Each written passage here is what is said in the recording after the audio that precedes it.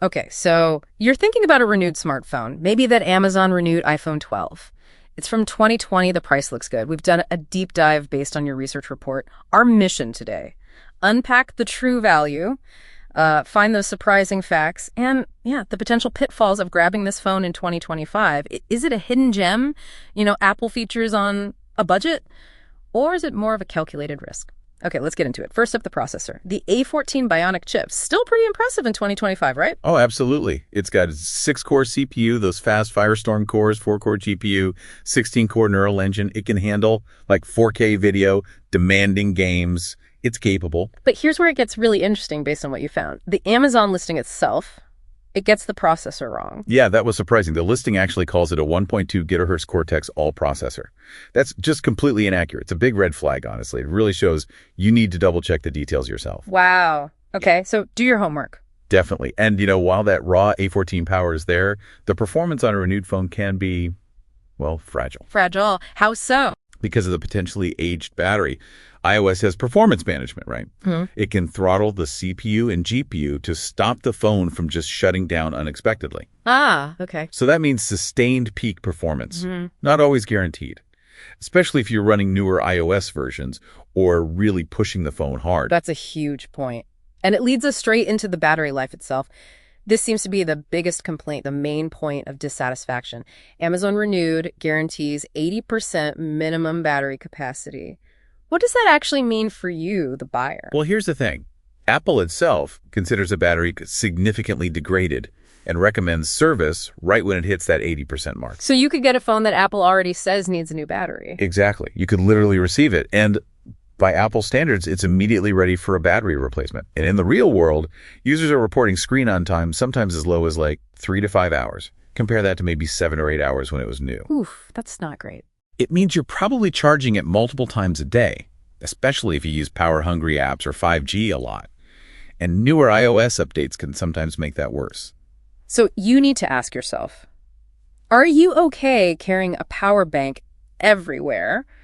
Or are you prepared to possibly pay for a battery replacement almost right away? That's the calculation you have to make. Okay, so battery is a gamble. What about the overall quality? The Renewed program covers lots of different third-party sellers. Does that cause issues? It definitely seems to. Looking at the Amazon page for this specific phone, it has a 14% one-star review rate, which is unusually high. 14%? What are people complaining about? Mostly those dead-on-arrival batteries we talked about, but also significant cosmetic damage scratches, dents, even when it's advertised with minimal flaws, the not noticeable at arm's length description. Right, which can be subjective. Very subjective. And other functional defects pop up, too. Yeah. So, yeah, buying one can feel a bit like playing quality control roulette. It sounds like a lottery. But there is a safety net, right? That 90-day guarantee. Absolutely crucial. The 90-day Amazon Renewed guarantee is your essential backup. You have to treat those 90 days as a mandatory test period. So check everything immediately. Everything. Inspect the cosmetics closely, test all the buttons, cameras, speakers, Wi-Fi, cellular, and definitely check settings, battery health. Be ready to use that guarantee if anything isn't right. Good advice. And the accessories: charger, cable. They'll likely be generic, not Apple originals. But importantly, they must be MFI certified, made for iPhone. That means they meet Apple standards for safety and compatibility, so they should work fine. Okay, let's bring it all together. The value equation. Around $210 for an excellent condition model. That gets you into the modern Apple world OLED screen, 5G. Is it actually a good deal? It's tricky. Yes, it's an affordable entry point to iOS, but compare it to renewed Android phones, a Samsung Galaxy S21 or a Google Pixel 5, often $50 to $80 cheaper, and sometimes with double the storage. That puts it in perspective. And maybe more importantly, compare it to the next iPhone up.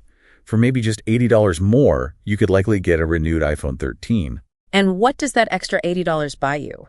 A significant jump in battery life. That was a big focus for the 13. You also get the more efficient A15 Bionic chip and likely an extra year of software updates down the line. So spending a little more might save you headaches and potentially money in the long run, especially on the battery front. It really could. It offers more peace of mind. So who is this renewed iPhone 12 best for then? Probably budget-conscious folks who are really set on staying within the Apple ecosystem. Light to moderate users, maybe. And crucially, people who are prepared to be savvy. Check the phone thoroughly and use that 90-day guarantee if needed. Right. You need to be an active consumer, not just assume it'll be perfect. So wrapping up, the Amazon renewed iPhone 12, it has that strong A14 foundation, but it comes with a pretty big battery gamble and that quality variability because of the third-party sellers. Exactly. The core question becomes, when you're chasing an affordable iPhone, do you prioritize that lowest initial price?